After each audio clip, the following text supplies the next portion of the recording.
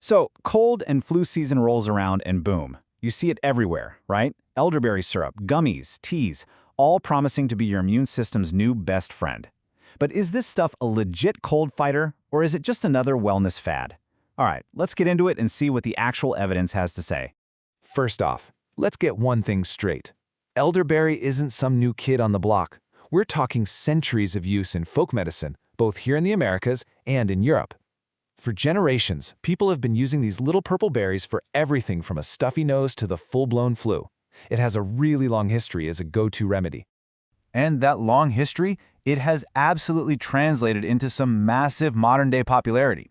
I mean, get this, between 2017 and 2018 alone, just 1 year, sales of elderberry supplements shot up an incredible 138% in the US. That's huge. Clearly, a lot of people are betting that this traditional remedy is the real deal. And that, right there, is the million-dollar question we're tackling. With so many of us reaching for elderberry, does the hard science actually support its reputation? Or are we all just buying into the hype? To figure this out, we have to start where all the modern excitement began. We're talking about a handful of early studies that came out with some, frankly, stunning results. These initial findings are really what put elderberry on the map. So what's the supposed secret sauce here? Well, scientists believe it's all about these compounds called anthocyanins. These are basically the plant pigments that give the berries that deep, dark purple color. And in the lab, they've been shown to have some pretty cool anti-inflammatory and antiviral properties. Some research even suggests they might block flu viruses from getting into our cells. And this is where it gets wild. An early study from 1995, during a flu outbreak, reported these just incredible numbers. A complete cure in just 2 to 3 days for almost 90% of people taking elderberry. Meanwhile, the placebo group was sick for at least 6 days. You could see why a result like that would make everyone sit up and pay attention. And that wasn't a one-off. A few years later, in 2004, another study came out. Now, we should mention this one was funded by a company that makes elderberry syrup, but the finding was just as striking. On average, people taking elderberry recovered a full 4 days earlier than those who weren't. 4 days. That kind of data makes it feel less like a leap of faith and more like a sure thing. But, as is so often the case in science, that's not where the story ends. As elderberry got more popular, more researchers started testing it, and the results from bigger, more recent studies, well, they started to paint a much more complicated picture. Then came the big reality check. In 2020, the largest and most rigorous trial to date was published, and critically, it was not funded by a supplement company. Its finding? No difference at all. The duration of flu symptoms was basically the same whether you took elderberry or a placebo. So what's going on? You've got to understand why these studies are so different. On one hand, you have those small, often company-funded trials showing these huge 4-day improvements. On the other, you have a larger, independent trial that found nothing.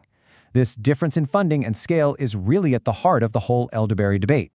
This whole situation is summed up perfectly by ConsumerLab.com, which is an independent group that tests supplements. They basically say, given the conflicting data, counting on elderberry to work as advertised, well, it requires a big leap of faith. Okay, so the evidence for treating the flu is murky at best. But maybe, just maybe, we're asking the wrong question. What if elderberry's real strength isn't about curing you once you're sick, but in changing how the illness actually affects you?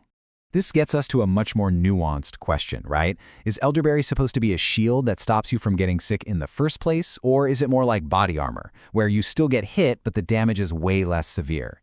That distinction is absolutely critical. And a really fascinating study from 2016 on air travelers gives us some major clues.